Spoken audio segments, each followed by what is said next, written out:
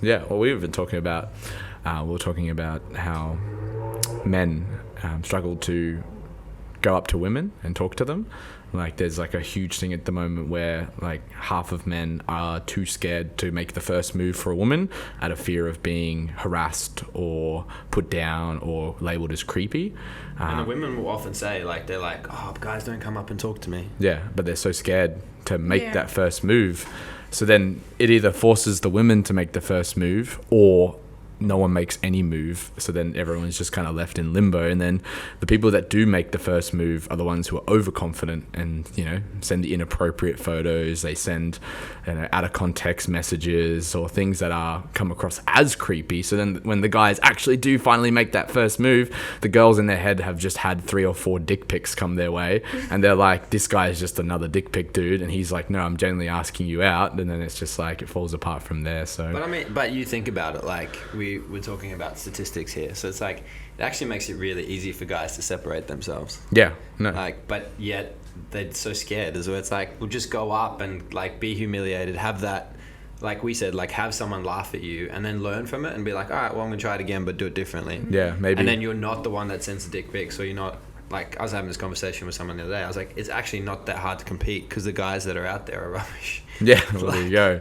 You know what I mean? Like, because all the girls are like, they're so used to being peppered up with these unromantic, like, ideology of men, like where it's like they treat you like pieces of meat. They only look at you objectively. They don't, like, you know, worry about your personality. They only care about, you know, sex. They don't give a shit about anything else. So then when it comes to someone who actually does offer the things that the girls are looking for, they're like, oh my god, this guy is so awesome. Like where has this guy been my whole life? But it's just realistically, like, you've just had a few, the only confident people have been the ones that are sending the vulgar comments and making the interesting things. Your character is more than anyone's title will ever be. Yeah. And that's something that people forget, is like a title means nothing. Like, it's as long as you have the character and you build that and you work on yourself, like, you can outperform all these people. Like, look at, see, obviously, like, expensive cars, things like that become like this thing that everyone's like, oh, I need to have this flashy car because it shows off. But it's like, if someone is like wealthy, all right, they have this fucking $40 million house and they drive a little shitty fucking Toyota, no one's gonna say anything. No. Like, so at the end of the day, the car actually doesn't mean anything. No, it's just a vehicle for transport rather than, you know, a way to flex your wealth. And I guess on the other side of it too, when you were talking today, you were talking about applicants for becoming a coach at the gym. You were like, one of the things that they don't have is experience. They'll have all these fancy qualifications and, you know, interesting uni degrees, but none of them actually have any experience in the field. And then obviously it begs the question of, how does one of these people get experience without actually, you know, doing it? And then you had a really good comment. You were like, by investing their time, the one thing that's free, you know, by reaching out to gyms like this young girl's doing for us. Like, she just decided, like, hey, like, I had some good experiences from this gym. We went to her school and did some sessions at her school. She was obviously comfortable and confident with the way that we ran things, and she was interested in the fitness industry. So she just was like, yeah, I want to do some work experience for you guys. And I'm like, well, why can't the people with the uni degrees and the age experience do that as well? Like, they're just not willing to put that hard work in and invest some of their time. Everyone's looking for a monetary return. They're like, I need to be paid for the hours that I work. But in reality, like, people don't realize that I spent almost 6 months of this job unpaid purely by my choice, because I was like, I wanted to see if it was a career for me. And I had the idea of, like, you know, if I invest into Unbound will invest into me. And that was just a different train of thought, but that's just how I've always been. Like, I haven't had the fancy degree or the insane qualification to back me up. I've just had experience and just giving things a go and putting myself out there. So that's been my thing. What do you think, Michael? I agree, and I think, like, a lot of people get lost because they're trying to follow the script, or they're trying to follow other people's dreams, but they don't realize, like, the needle changes. Yeah. So, like, going in the direction everyone else goes isn't necessarily always going to be the direction to go. And one thing I was reading the other day, they were talking about, all right, if you're lost, get educated. If you're educated, apply action. If you're acting, be consistent. And it's like, it actually lays it out pretty easy for us. Like most people, when they're lost, they don't know what to do. It's like, well, learn, like work on yourself, learn about communication, learn. If you're struggling, like we're talking about the topic about talking to women. If you're struggling to talk to women, why don't you learn about how to read body language or how to communicate or how much eye contact should you make? Like what kind of tone should you use? And then go practice these things. And then, we were talking about it with cold calling. Like sales is the perfect example. No one walks into the role good at sales. And yet we see some of these people who make so much money in real estate where they literally are just cold calling. And they would never started like that. Like they probably spent their first 6 months not making any money. But they learned from each experience and they got better. And I feel like we kind of get lost there where we just like, I should just be able to walk into something and be good at it. Yeah. Is where that's never going to be the case. No, and that's actually one of the quotes I had for today. It's a quote by The Rock, and it's pretty simple. You've probably heard it on Instagram quite a lot. It's been circling around on the motivational videos, and it's one day or day one. So it's like, are you going to do this task, achieve this goal, become this one day, or is this your first day of that entire task? So it's an interesting idea because he was talking about, studying in something new, and he said this is day one, and he's like, I'm sick of having this idea of one day I'll achieve ... He's like, instead of having that as an idea, he's like, it's day one, let's just start it. And like that's the thing, like people need to start just doing things, whether it leads to something or not. Jordan Peterson talks about, if you do something continuously for 2 months and you don't see any gain, like you haven't improved, you've gotten nothing out of it, or it's not what you want to do, at least at the end of the day, you had the ability to commit to something for 2 months consistently, and you're going to be on average better at that skill anyway. So you've achieved something in there, but you might be like, okay, after 2 months, I haven't been able to see a progression, or it's not what I was feeling like I was going to get out of it, or whatever it may be.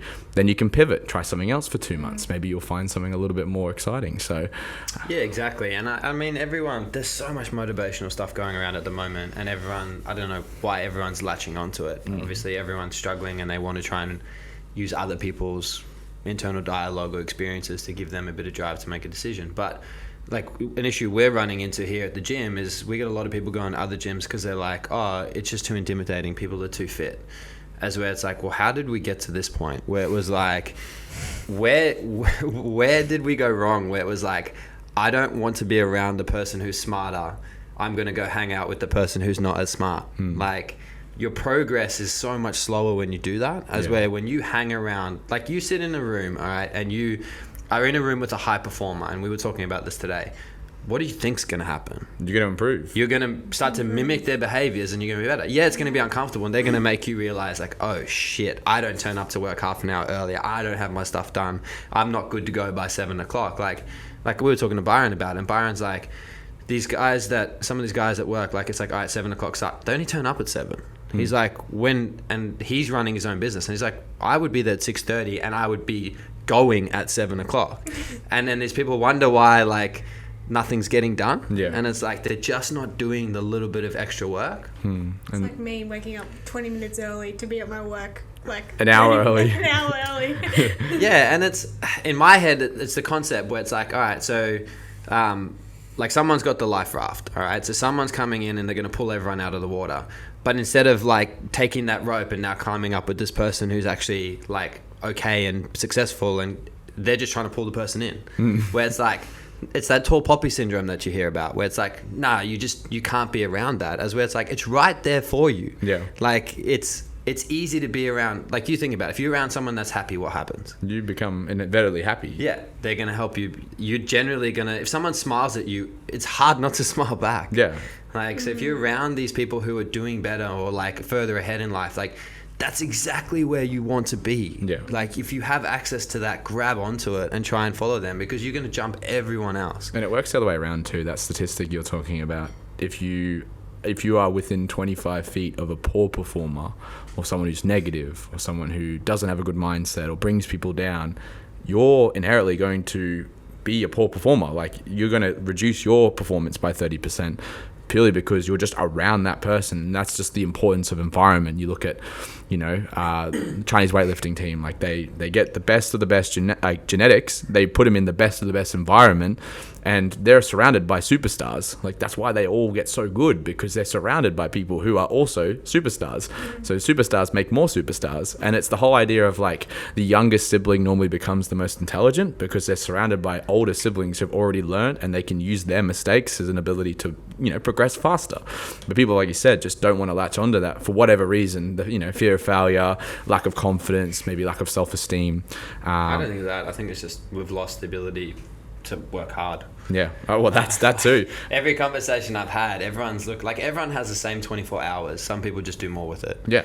Like you think about the concept, like you sleep 8 hours, you work 8 hours, you still have 8 hours. What do you do? Yeah. With those 8 hours? What does your time look like? How are you efficiently, spending that? Because that other person's probably doing extra at work, or they're doing self-development, or they're doing these other things, and that's why they're just so much further ahead. Yeah. And it's not even that. Like it's also quality of the 8 hours that you're using. Like you could, sacrifice 4 hours of your sleep and then put that into, other things like, I'm going to, grind more on my business or whatever. But then it's like, okay, well, that might not be the best idea, because that extra 4 hours of work is no longer quality work. Like it's diminishing returns. And you have to have I'm having that conversation with myself now where it's like, all right, well, I'm spending fucking 60, 70 hours at work, but how much work am I actually doing? Yeah.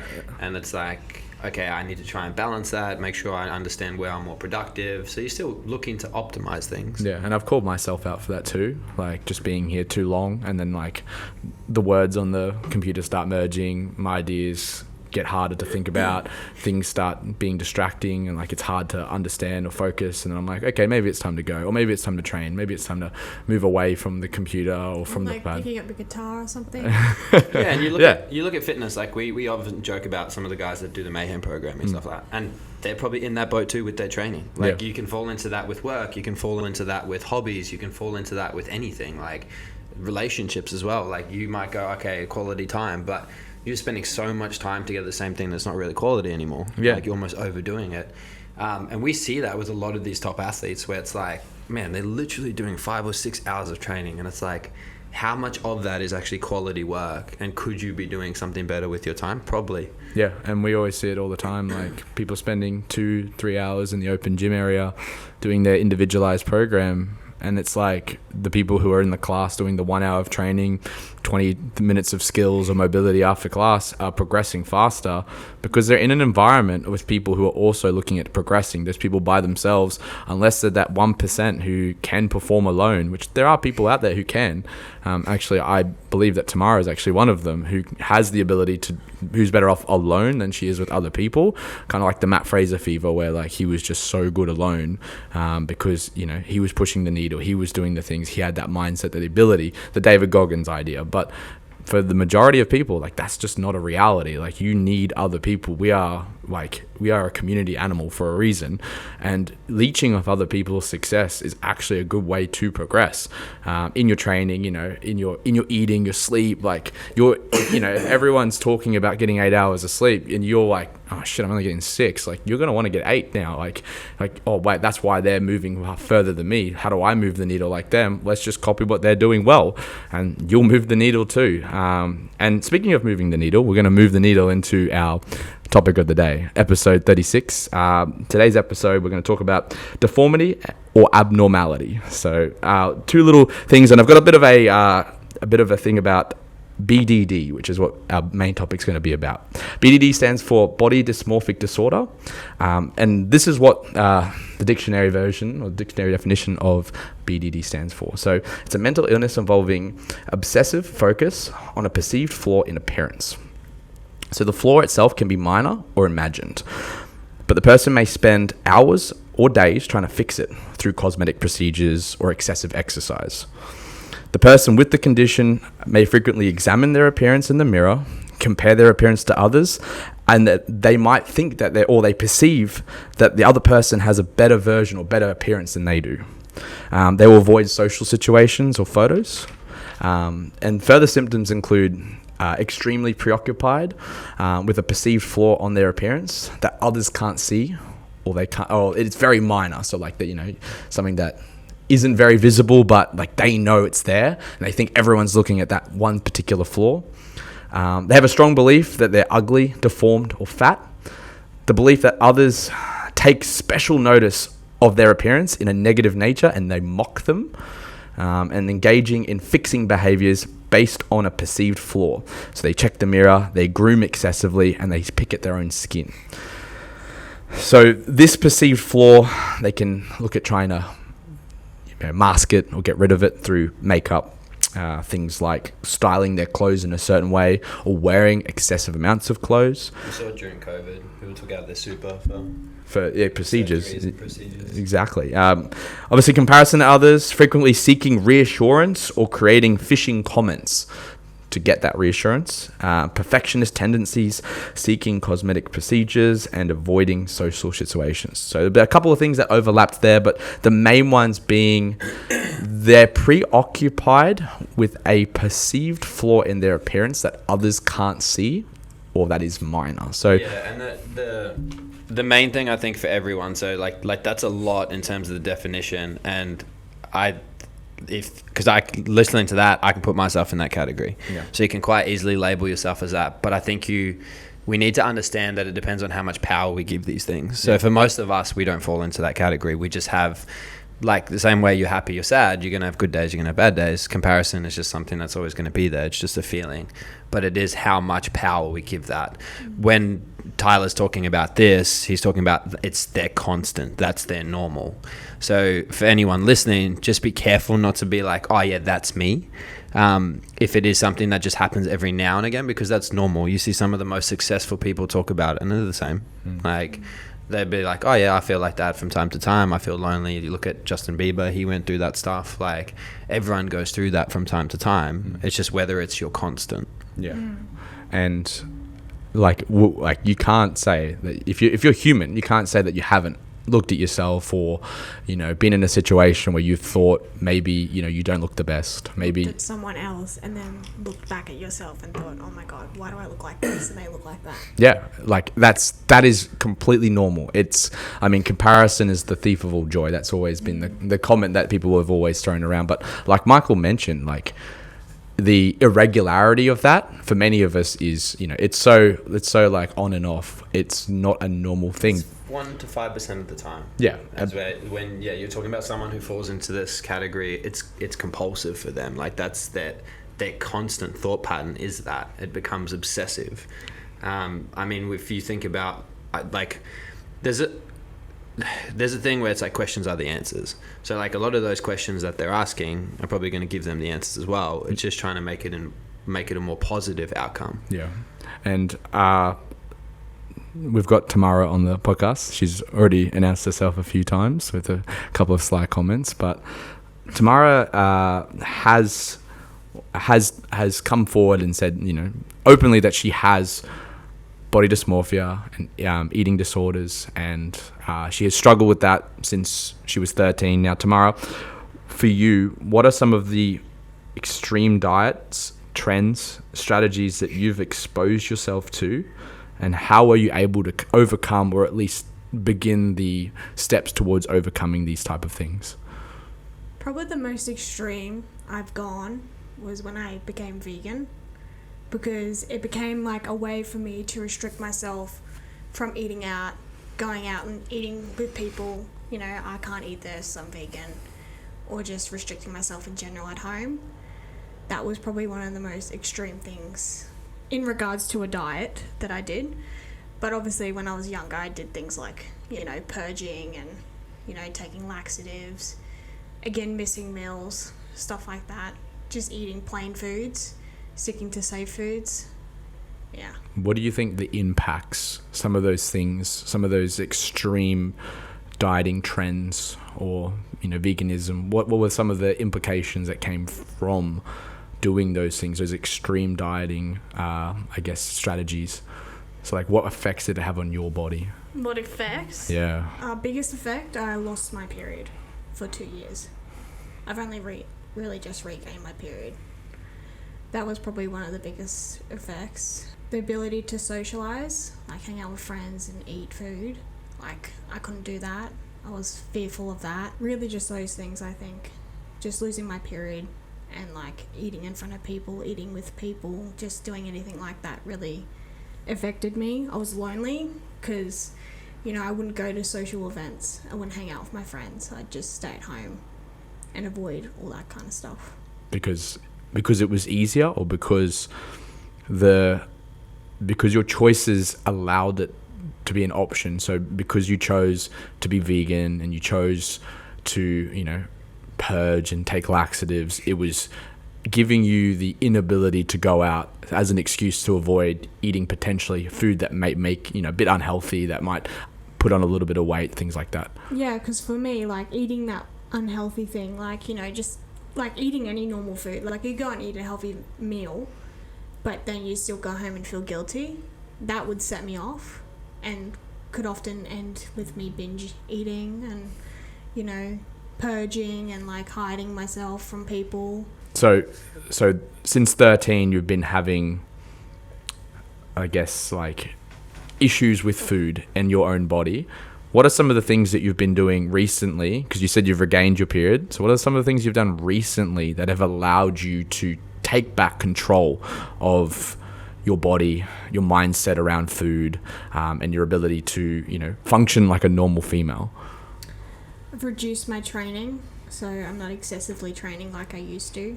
Not doing 2 times a day. Powerlifting has really helped me. Focusing on becoming stronger and not restricting my food. So eating out frequently with my partner has really helped. And just, yeah, eating foods that are out of my comfort zone. You know, trying different types of food. Yeah, not restricting when I'm hungry is like a big thing. Like if I'm hungry, I'll eat. I used to just go, oh, well, you know, you've got to wait 2 or 3 hours until your next meal. You can't eat now.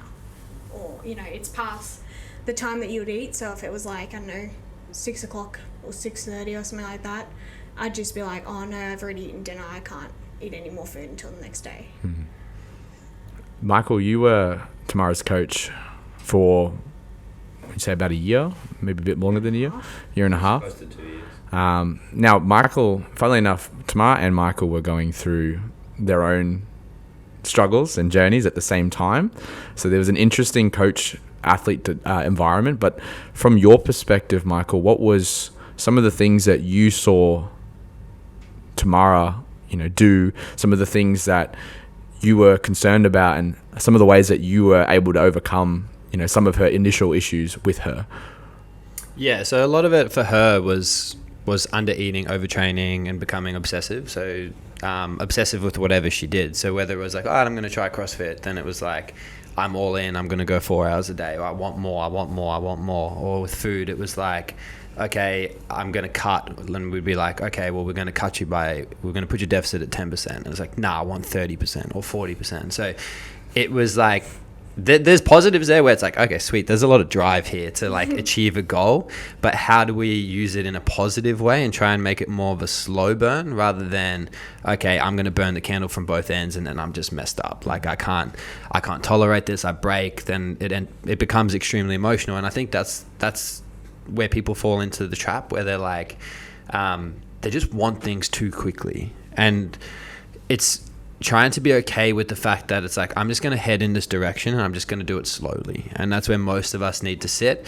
It took us a long time, and we had that conversation. We were very open with each other, where she was like, nah, don't like that, or no, I'm not going to do that. And then I would say to her, okay, well, we need to do this slowly, or this is going to happen, or we're not going to overcome it. And there was good communication between us back and forward, and I think that definitely helped. And it was a very slow process with her. Like you had to let her body change slowly so she would be okay with it.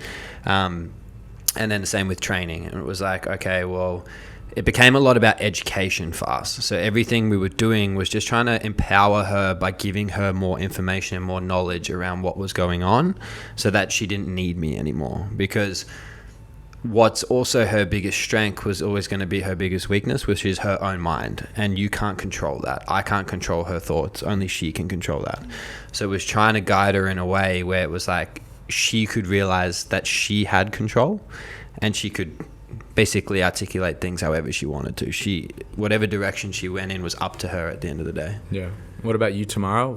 Some of the things that, before coming in and seeing Michael, what were some of the things that you didn't know about that had a massive impact on not only your training, but your eating as well?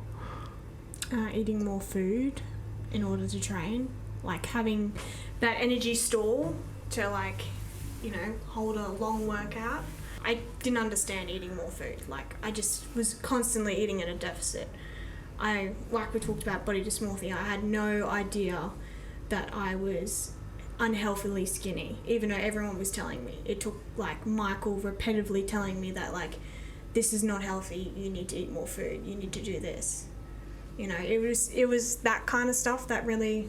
There were signs there, and like to give people context, you're talking about Tamara coming in at, for a female, you were sitting at like under 9% body fat, and she was eating like 1,200 calories. Yeah. So, and this is for a sustained period of time. And then we had the conversation, and it was like, all right, how's your menstrual cycle? She's like, I haven't had one for, it was like 2 or 3 years at the time. Yeah. It was quite a while, and it was like, all right, well, this is going to cause long-term damage if we don't get you back on track. And that was the challenge. The challenge was it had been such a long period of time that became her homeostasis, like that became her body's normal. So there was always going to be fight back. So it had to be that slow change, which took us a year and a half to pretty much get you into a better mindset and get you up to 1,800, 2,000 calories to give people some context. Like it wasn't quick. And that's what I mean. People expect that change to be instant and quick. Now, I was having a conversation with Tamara yesterday about at one of the points she had a massive jump in weight, and you guys had no idea why, but then you kind of narrowed it down to something. Tamara, do you want to elaborate on that a little bit more? I stopped taking my antidepressants, and I completely stopped. Like it wasn't like a slow, which you're supposed to slowly stop taking antidepressants, and I just didn't take them at all. Cold turkey. I went cold turkey. And I remember her coming in, and because I didn't even tell her to. She just came in. She's like, I was like, what changed? And she's like, I just stopped taking them. Yeah, I was crazy. Like I couldn't believe it, and it showed in my results. Like we did a body scan, and Michael was like, well, this is when you stopped taking them. This is today, and you can see like how your body has reacted.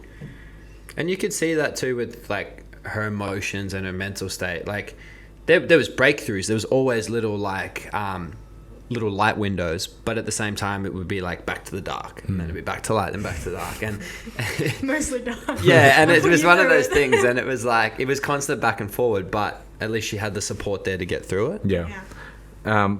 For you, Tamara, what was one of the hardest obsessions that you had, whether it was with your training, your nutrition, or a variation of both, and how were you able to overcome it? An obsession I still have is calorie tracking.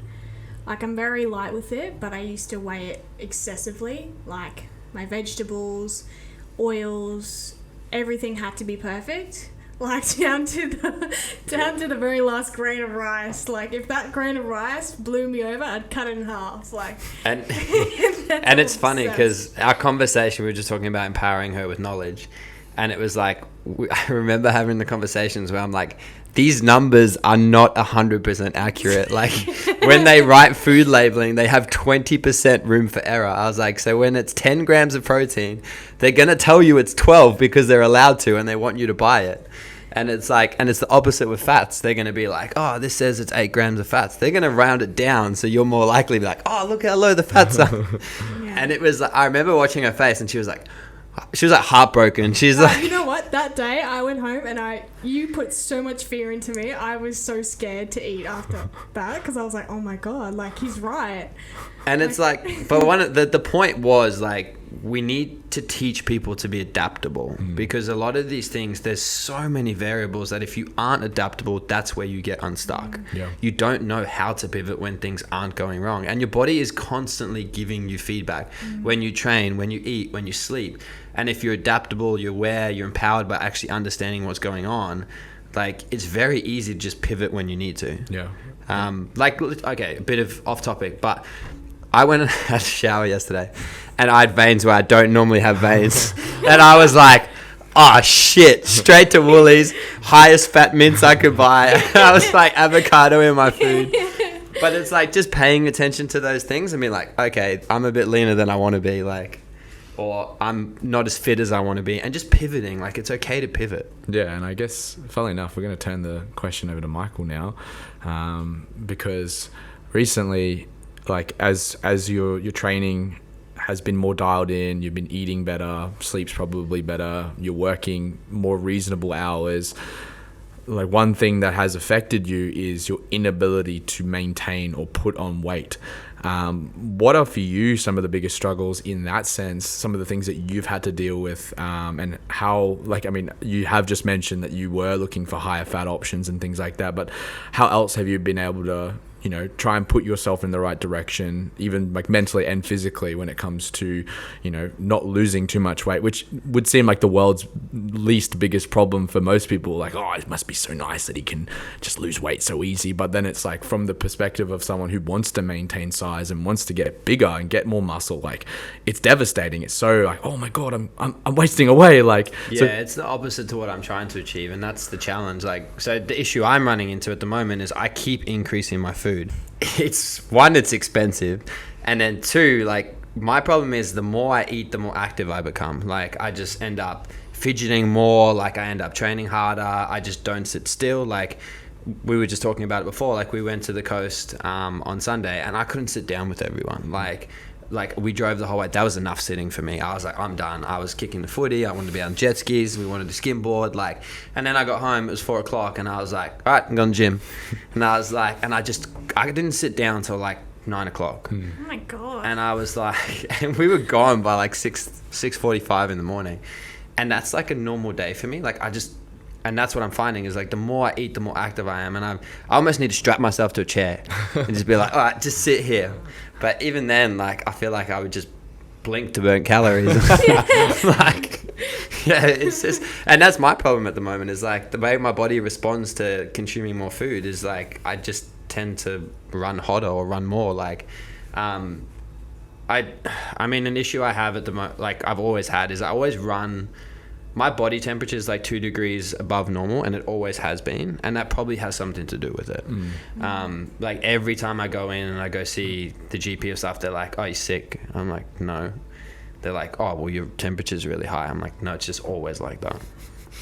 So it's, I mean, he's a hot commodity. maybe it's I need to ice bath before I train, or something like that. Something weird's going on there. Yeah. Like, I guess, like, from my perspective too, like, there was a time, April, I got really lean. And for me, like, funnily enough, my body weight did not reflect the leanness that I looked in person. Like, I was sitting at 14% body fat, which is the lowest I've ever been. But from anyone's perspective, like I could see veins in my abs. Like, I was so lean. Like, I felt amazing, but at the same time, like I was tracking my calories. I was getting obsessive with it, and I realized that too. I was like, called you out. You did. And actually, something funny that Tamara did the other day for me is, like, I've told you this, Michael, but just for everyone else's understanding, like, my biggest issue now is not eating enough. Same with Michael. Like, I'm just constantly dropping weight. I'm getting skinnier. Like, it's not nice. Like,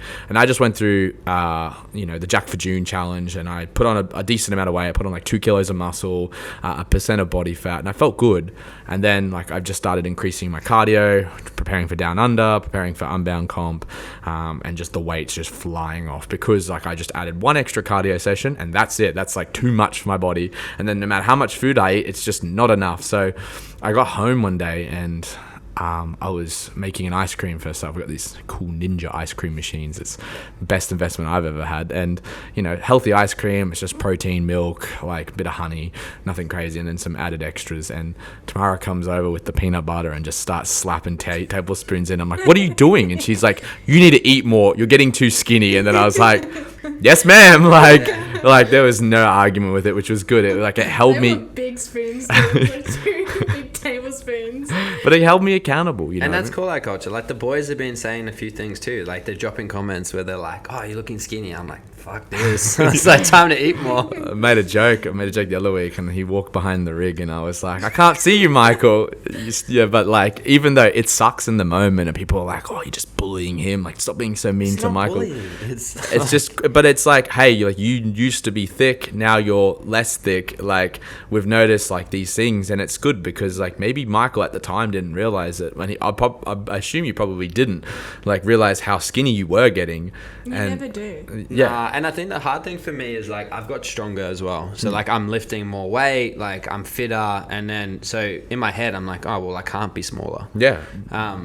But the way other people see me, it is like, okay, you're looking skinnier. Like, so it's just paying attention to those things. So for me, it's like, okay, cool. If I'm skinnier but I'm stronger, what if I go and put on another 2 kilos of muscle over like a year and a half? Like, I set my goal. I'm like, all right, I'm going to be 97 to 99 kilos by the end of next year.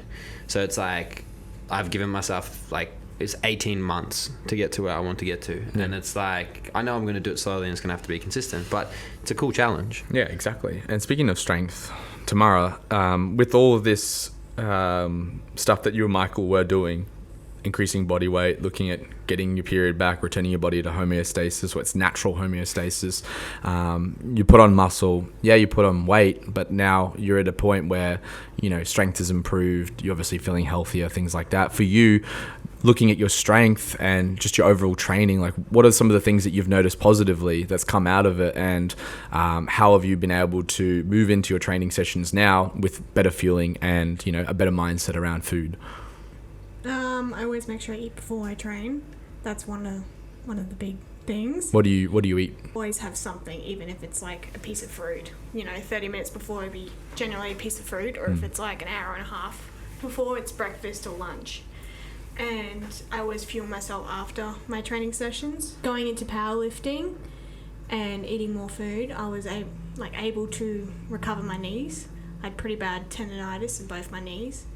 Obviously gained my period back and hit a pretty heavy bench, which I'm pretty happy about. Yeah, well, we did a powerlifting comp in June, and Tamara put up the biggest bench of the day for all the girls, and it was an 85 kilo pause bench press. Even today, you did a set of 3 at 77.5 kilos, all pause reps as well. Obviously benches, you know, your go-to lift, but you've seen improvements in your other lifts, like your deadlift, your squat, your clean, and your snatch.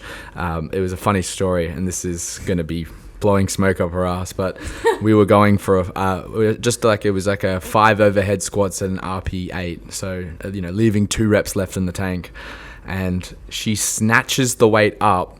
What she didn't know is I slid on a 1 kilo fraction plate, and it was a PR snatch.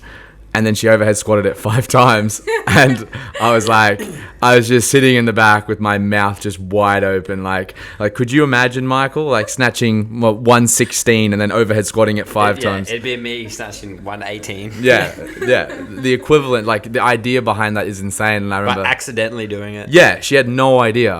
And it went up so easy. And like, obviously your ceiling for snatch and your clean still hasn't been hit yet. Like you've still got like miles and miles to go, and technical gains and beginner gains. Yeah, and we've been working on it quite heavily. Like just consistency. Like you snatch twice a week, you'll probably clean once or twice a week. You know, and we've been doing accessory work, working on positioning, and like the weight hasn't been the focus. It's never a percentage-based session. It's always like RPE. It's always like, how you feel today? All right, let's hit this number. And normally the weights are irrelevant. So to see some of that improvement is really awesome. What about from your perspective, Tamara? How have you found some of the strength gains, and how has it made you feel as a person? It's made me feel more confident. When I was very skinny, I wasn't happy because I wasn't strong. I felt weak. Like every session I left defeated because I just felt like I had no energy and I didn't achieve anything. And that was for months on end. Like an entire year almost. I felt like I wasn't achieving anything. Like, I was achieving things. I just felt weak. And doing powerlifting and focusing more on my nutrition, like as in eating more food, not really focusing too much, it has really helped me progress and feel more confident. I've had to love myself. I've had to learn how to love myself because my body has changed in ways that I'm not favourable of.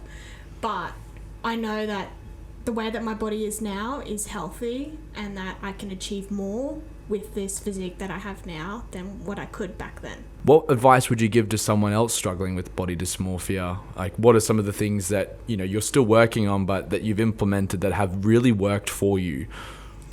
For me, what really worked was, Michael actually taught me this, was like, question it.